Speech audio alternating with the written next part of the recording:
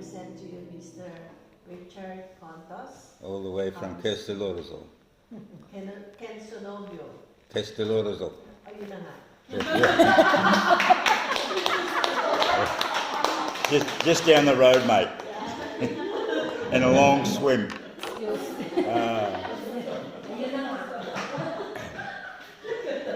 Well,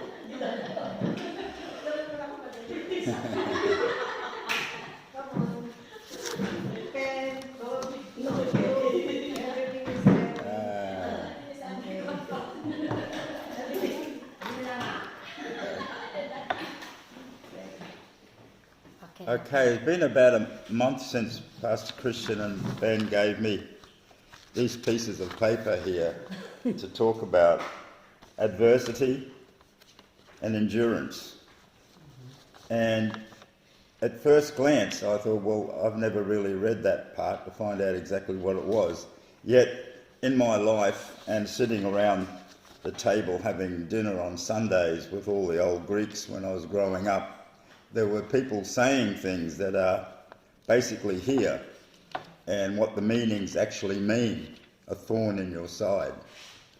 A thorn in your side is something, according to my older folk and the older Greeks that used to come around for Sunday roast lamb, because I never used to eat meat, I only eat lamb. That's a joke, but no one got it. So they used to say that if somebody didn't like you, or somebody had something against you, or somebody thinks that you're silly, or something that you don't really think the way they think, like a lot of the trouble we've got now happening with the COVID. There's all the negative ones and there's all the positive ones. There's a battle going on out there. And what they used to say was, when they talk about somebody, which Greeks do, and I'm sure Filipinos do as well, talking about them behind their back, their reference would be, oh, he's a pain in my side, meaning exactly that he was not somebody that really understood them, somebody that had a different view to what his view was or their view was, and they became a thorn in their side because they kept reminding them that they did not have the right answer. Sorry about my voice, but my wife has the Coke here. So I started researching it to find out, because when I was going through all the videos and commentaries on this passage in 2 Corinthians 12:7-12, I couldn't find any commentary that came up with what I thought was the answer. And even the guy here who wrote this,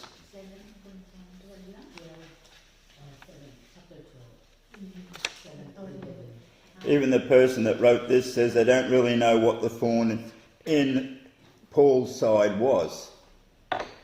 But when you read it and start dissecting every single word and the words that Paul wrote about the situation, you can get a picture of exactly what Paul was talking about.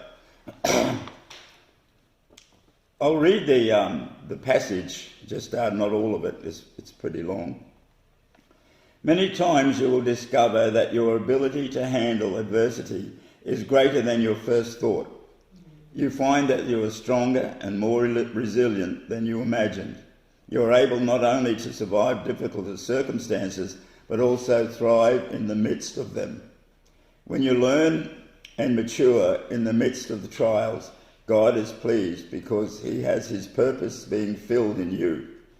You are growing spiritually and increasingly being conformed to the likeness of Christ. God is thrilled when you respond wisely to his adversity. The first reading is in number 6 here on my sheet. You don't have it, but it comes from 2 Corinthians 12:7-10. 2 Corinthians 12, 2 through to 10. In this passage, Paul shares a personal struggle with his readers. He didn't explain what his thorn in his flesh was, but it was likely a chronic problem. What impacted might might have on Paul's day-to-day activities. Now that's suggesting that it was some kind of sickness. But yet Paul knows Isaiah 53, and it says in the next one that he asked God 3 times to take it away, which gives you the impression that it was an illness. Why do you suppose Paul prayed 3 times for God to remove it? What was God's answer to his request? That's a very interesting situation.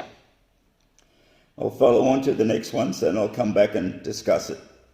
How would you explain the phrase, "My strength is made perfect in your weakness," to a new believer who is struggling with a chronic health issue? Paul was an ambassador of God who worked tirelessly to spread the message of Christ to the world. So why did God not immediately heal Paul of this thorn so he could be better spread the gospel? What was God revealing to Paul through this trial? That's all I had to go on, and it's quite interesting. The first thing we find out is what was the thorn in Paul's side. You may know, anybody know, that there was a battle between Paul and Peter. Do you know that? Have you read that? There was a fight constantly. God could not remove that iniquity on Paul because God had given a decree to Peter to go and teach the Jewish people, right? God had also given a decree to go to Paul to teach the, what do we call? The Greeks, yeah. I forget the name of us. The Gentiles, that's it. The Gentiles. So here we have two degrees of God, one to Peter and one to Paul, but they wouldn't match because Peter was running around teaching circumcision of the flesh. Circumcision of the flesh was what came in with Moses way back. So the Jews kept it going. When Paul came along, he said, no. It's not circumcision of the flesh, it's circumcision of the heart. So there was 2 conflicting things happening there. Peter would fight with Paul all the time. It's several times through the scriptures. And Paul would seek God, saying, God, why can't Peter understand what the new covenant is with circumcision? It's not about circumcision of the flesh. It's about circumcision of the heart, which he was teaching to the Gentiles. I'll get it right then. So Paul was praying constantly, or 3 times anyway, that's a fair probably amount, he probably did it more than that, to God to say, why can't you teach Peter what you taught me? Well, so you see, he couldn't. God could not come against Peter and he could not come against Paul because both were degrees of both men from one God. So God is not a respecter of persons. He couldn't favour Paul. He couldn't favour Peter. They both had to sit there. So the thorn in Paul's side was the fact that Peter was preaching against what Paul was preaching. 2 totally conflicting ideas of what the whole concept was. And Paul, through the scriptures in many places, pulls Peter up and say, why are you doing that? And that they never saw eye to eye. So there was always arguments. And this argument built and built and built. And I've got the actual words here of what happened. It was a thorn in the flesh, the messenger of Satan to buffet me. That's what he said. It was a message from Satan not to understand that it was changed. Something new had happened, like the old man cast off, the old ways cast off. We have something new. We have a circumcision of the heart to totally change you. So it kept on coming back all the time. For this thing that I brought to the Lord thrice, that it might depart from me. He wanted Peter to understand, Paul wanted Peter to understand that everything had changed. God would not come against Peter for his Jewish beliefs because he was ordained to talk to the circumcised. Paul was ordained to preach to the uncircumcised, or the circumcised of the heart. Two totally different things. So that was the fight. And this fight kept on going. It was therefore I take the infirmities. Now the infirmities means to a lot of people that it's a sickness. Infirmities. Infirmities actually means in the English dictionary a weakness of resolution or character, the infirmity inherent in human nature. It's a human nature, it's not a sickness. So when you read that about his infirmities in number 10, an infirmity is not what he's talking about here as a sickness, an illness, an ulcer, a sickness, a cancer, or whatever. It's about his human nature that he's talking about. And when it goes in reproaches express to someone one's disapproval or disappointment in their actions. So the reproaches are when Peter was coming against Paul, Paul would kind of take a step back because the reproaches were, Peter, don't preach that. That's not what we're about today. Jesus came and we have the circumcision of the heart today. Her friends, this is a sentence, her friends reproached her for not thinking enough about her family. So it was a reproach means that Peter was not thinking enough about what Jesus did and what Jesus said about the circumcision of the flesh. It made no difference, circumcision of the flesh, no difference at all. It's circumcision of the heart.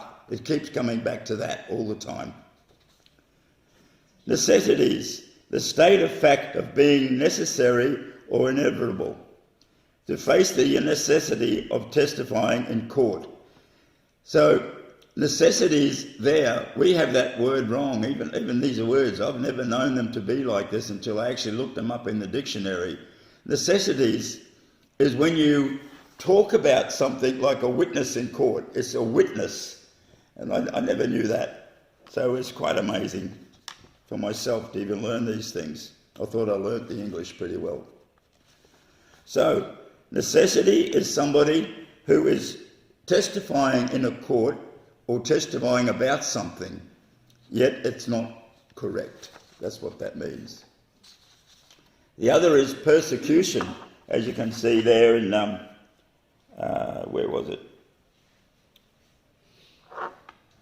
I must have missed it. Yeah, there it is, in number 10. Infirmities, reproaches, necessities, and persecution and distress. They're the things that was going on between Paul and Peter. So he had to come.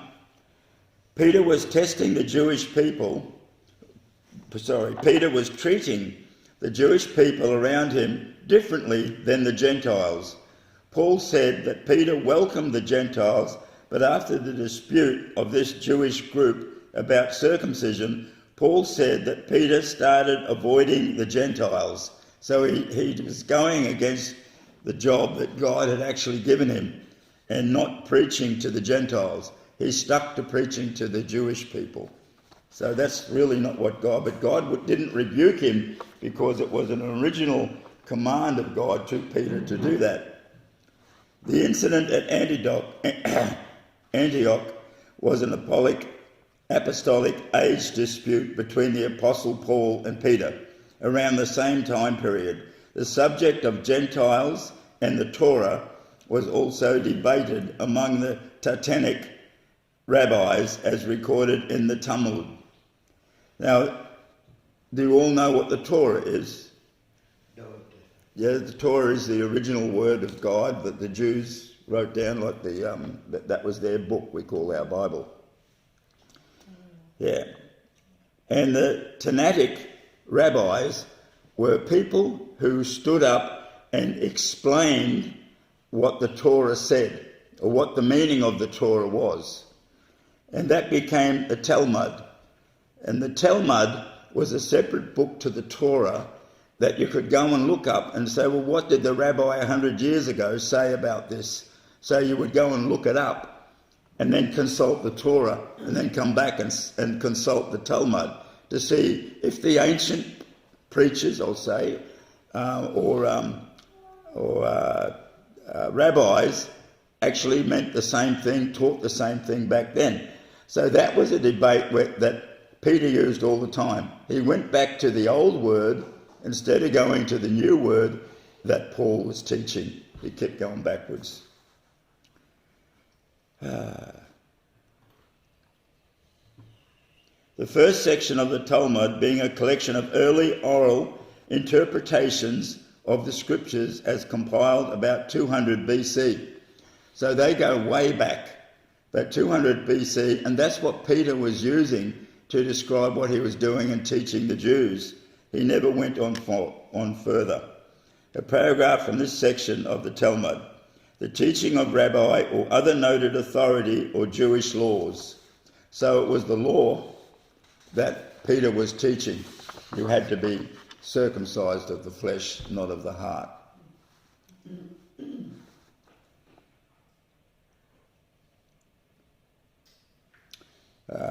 But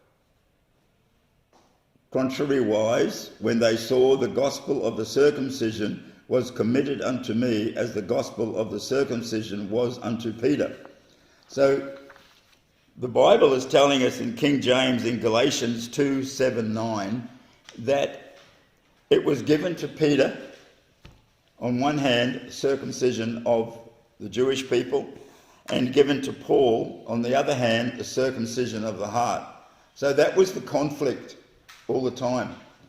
It was like, I don't know, I wouldn't call it a mistake, but somehow the Jewish people had to come in to know the truth about Jesus, and yet Peter kept on keeping them back out of learning about Jesus all the way through. For he that wrought effectually in Peter to the apostleship of the circumcision, the same was mighty to me towards the Gentiles. This is all in Galatians 2:7-9. That's in Galatians 2:7-8. So both men were preaching two different stories all the way along the line, and that's the thorn in Paul's side. And when James, Cephas, and John, who seemed to be the pillars, perceived the grace that was given unto me, they gave me and Barnabas the right hands of fellowship, that we should go unto the heathen, and they unto the circumcision. So again, it was like a division. There was one group that went to talk to the Jewish, or what they called in those days the circumcised, and Paul and his group, and Barnabas, they went and talked to those who were not circumcised, who were the Gentiles, which is us, and they taught to them about Jesus all the way through. So we got two very conflicting situations, and that was what was causing the rift. What was the rift between Peter and Paul? It was exactly that. So that was very interesting. Do you find that interesting? I find that absolutely fascinating that God had given two different commands to two different people that conflicted each other, yet they both need to be done. And I've got my notes here that I remember the table when I was young amongst the old Greek families that used to come around for the Sunday lamb dinner, as I said before, that there were discussion about people that were thorns in their sides or thorns in their flesh, and it was always somebody that disagreed with you. Man, we've all got people who disagree with us, don't we? Every single one of us. They're a thorn in our side. Look what they do. They don't agree. They think we're idiots. They think we're whatever it may be. And that's only because we have a different opinion than what they do. So Paul had to understand that he had to accept Peter's authority from God to teach circumcision to the Jews.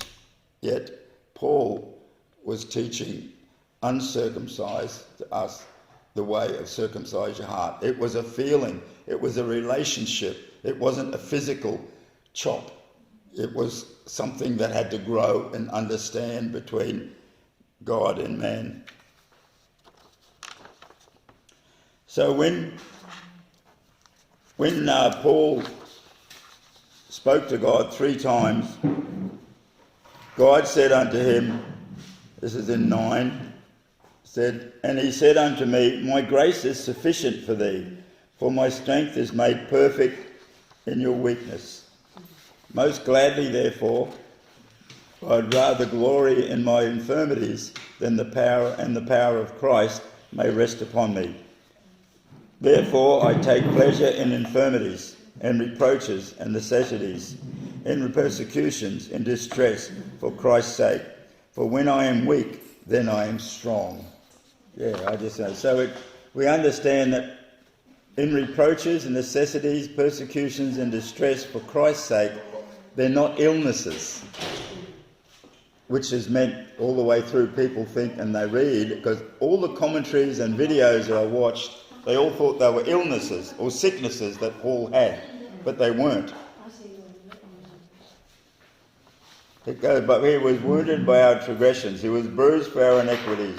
The chastisement of our peace was upon him, and his stripes we were healed. We all know Isaiah 53. It's really great, number 5. So Paul kept on asking Jesus for that to be changed, yet it never happened. It never happened because it wasn't an illness.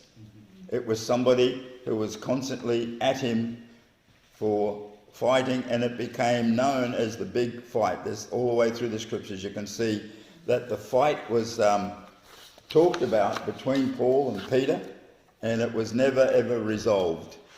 And that's why I think we have the circumcised and the uncircumcised today. The Jewish people just don't understand Jesus or what Jesus was talking about. Yet, thanks to Paul, that Christianity has grown around the world so much is just fantastic. And the Pauline letters are just really great to read. So that's what I discovered in learning and finding about this. And those several names, and that's what the whole story of this page is about. And Paul was an ambassador of God who worked tirelessly to spread the message of Christ to the world. And I think that was really great.